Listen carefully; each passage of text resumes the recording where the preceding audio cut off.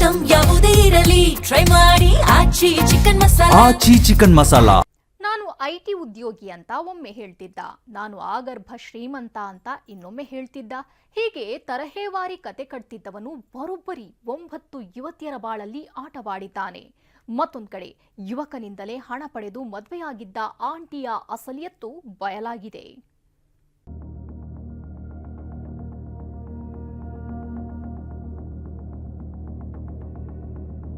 ಒಂದಲ್ಲ ಎರಡಲ್ಲ 9 ಯುವತಿಯರಿಗೆ ಈ ಸುಶಾಂತ್ ಪೂಜಾರಿ ಮೋಸ ಮಾಡಿದ್ದ.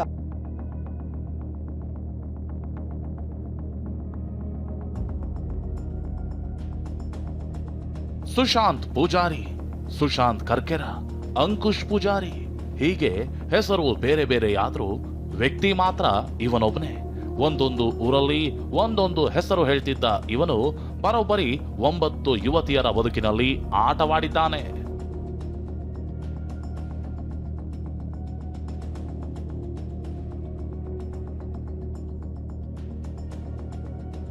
ಎರಡು ಮದುವೆ, 7 ಯುವತಿಯರ ಬದುಕಲ್ಲಿ ಆಟ. ಮ್ಯಾಟ್ರಿಮೋನಿ ಮೂಲಕ ಗಾಳ, ಹಣ ಪೀಕಿ ಎಸ್ಕೇಪ್ ಆಗ್ತಿದ್ದ ದುರುಳ.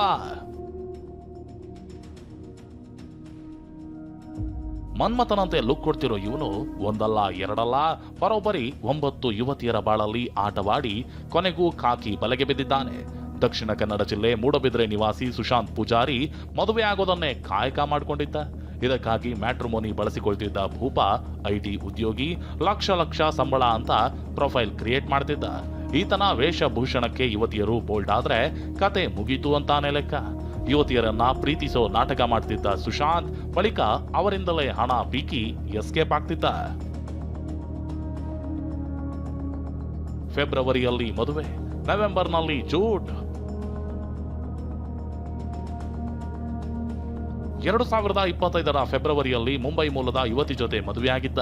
ಆಕೆಯಿಂದ 6,60,000 ಹಣ ಪಡೆದವನು ನವೆಂಬರ್ನಲ್ಲಿ ಎಸ್ಕೇಪ್ ಆಗಿದ್ದ. ಈ ಬಗ್ಗೆ ಮಂಗಳೂರಿನ ಕಾವೂರು ಪೊಲೀಸ್ ಠಾಣೆಯಲ್ಲಿ ಪತ್ನಿ ಕೇಸ್ ದಾಖಲಿಸಿದ್ಲು. ಪೊಲೀಸರು ಸುಶಾಂತ್ನನ್ನ ಬಂಧಿಸುತ್ತಿದ್ದಂತೆ ಆತನ ಒಂದೊಂದೇ ದೋಖಾ ಪುರಾಣಗಳು ಹೊರಬಂದಿವೆ. ನಕಲಿ ಮಾವ ಭಾಸ್ಕರ್ ಹಾಗೂ ಮನ್ಮಥ ಅಳಿಯ ಇಬ್ಬರನ್ನು ಪೊಲೀಸರು ಬಂಧಿಸಿದ್ದಾರೆ. ಕೇವಲ ದಕ್ಷಿಣ ಕನ್ನಡ ಜಿಲ್ಲೆ ಮಾತ್ರ ಅಲ್ಲ, ದಕ್ಷಿಣ ಕನ್ನಡ ಜಿಲ್ಲೆ ಉಡುಪಿ ಸೇರಿದಂತೆ ವಿವಿಧ ಕಡೆ ಹುಡುಗಿಯರಿಗೆ ಯಾಮಾರಿಸಿದ್ದ. ಮಹಾರಾಷ್ಟ್ರ ಬಾಂಬೆಯಲ್ಲಿ ಈತನ ಮೇಲೆ ಕೇಸ್ ಇತ್ತು. 1 ವರ್ಷ ಜೈಲು ಶಿಕ್ಷೆ ಅನುಭವಿಸಿದ್ದ. ಫೆಬ್ರವರಿ 5ರಂದು ಮದುವೆ, 10ರಂದು ಜೂಟ್. ಯುವಕನನ್ನ ಮದುವೆಯಾಗಿ ವಂಚಿಸಿದ ಆಂಟಿ.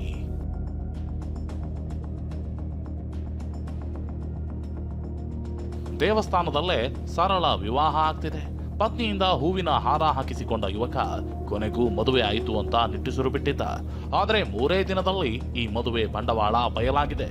ಮೊನ್ನೆ ವಧುವಿನಂತೆ ಪೋಸ್ ಕೊಟ್ಟಿದ್ದ ಈಕೆ ಇವತ್ತು ತಾಳಿ ಕಾಲುಂಗುರ ತೆಗೆದು ಹೇಗೆ ನಿಂತಿದ್ದಾಳೆ ನೋಡಿ.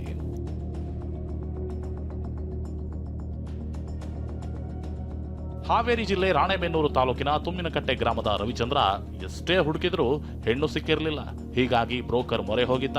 ಶಾರದಾ ಅನ್ನೋ ಬ್ರೋಕರ್ ಮಹಿಳೆ ಈತನಿಂದ ಬರೋಬ್ಬರಿ 2.5 ಲಕ್ಷ ಹಣ ಪಡೆದಿದ್ಲು.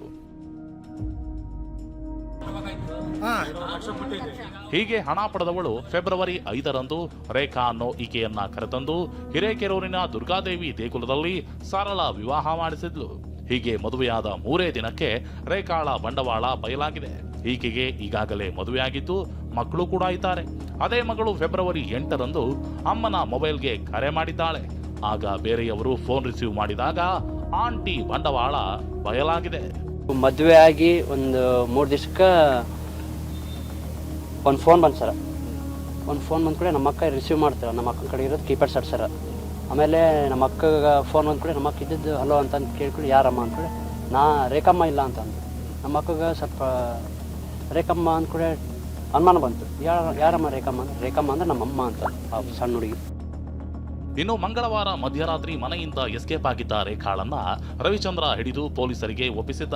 ಠಾಣೆಗೆ ಹೋಗ್ತಿದ್ದಂತೆ ತನ್ನ ಮದುವೆ ವಿಚಾರ ಒಪ್ಪಿಕೊಂಡಿರೋ ಆಂಟಿ ತಾಡಿ ಕಾಲುಂಗರ ಬಿಚ್ಚಿಕೊಟ್ಟಿದ್ದಾಳೆ. ನಾನು ಹಣ ಪಡೆದಿಲ್ಲ, ಎಲ್ಲವನ್ನ ಬ್ರೋಕರ್ ಮಾಡಿದ್ದಾಳೆ ಅಂತ ಹೇಳಿದ್ದಾಳೆ. ನಮಗೇನು ಮದುವೆ ಮಾಡ್ಕೊಂಡಿದೀವಿ ನಿಜ. ಅದು ಬ್ರೋಕರ್ ಅವ್ರಿಗೆ ಹೇಳಿ ಎಲ್ಲ ಒಪ್ಪಿಸಿ ಮಾಡಿದ್ದಾರೆ.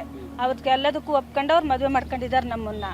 ಹುಡುಗಿ ಇಲ್ಲ ನನಗೆ, ನಮ್ಮ ಅಕ್ಕನ ಮಗಳು ಒಬ್ಳಿದ್ದಾಳೆ ಅಷ್ಟೇ. ಬ್ರೋಕರ್ ಉಂಟು, ಅವ್ರುಂಟು. ಯುವಕನ ಮದುವೆ ಕನಸನ್ನೇ ಬಂಡವಾಳ ಮಾಡಿಕೊಂಡು 4 ಲಕ್ಷ ಹಣ ಪೀಕಲಾಗಿದ್ದು, ಇಂಥ ಮಹಿಳೆ ಹಾಗೂ ಬ್ರೋಕರ್ ಮೇಲೆ ಪೊಲೀಸರು ಕ್ರಮ ಕೈಗೊಳ್ಳಬೇಕಿದೆ. ಹಾವೇರಿಯಿಂದ ಅಣ್ಣಪ್ಪ ಬಾಕಿ ಜೊತೆ ಪೃಥ್ವಿರಾಜ್ ಬೊಮ್ಮನಕೆರೆ, TV9 ಮಂಗಳೂರು.